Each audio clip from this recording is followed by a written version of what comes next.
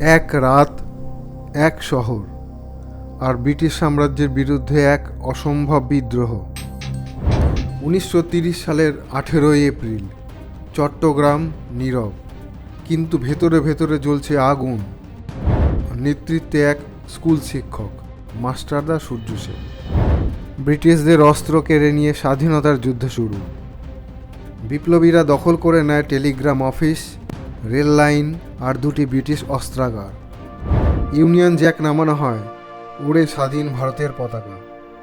কিন্তু এক ভুলে বদলে যায় সব। গোলা বারুদ ছিল, কিন্তু গুলি ছোড়ার ব্যবস্থা ছিল না। ব্রিটিশ বাহিনীর সঙ্গে পাহাড়ে সংঘর্ষ, অনেকে শহীদ হন, অনেকে ধরা পড়েন। সূর্য সেন ধরা পড়েন 1933 সালে, ফাঁসি দেওয়া হয়।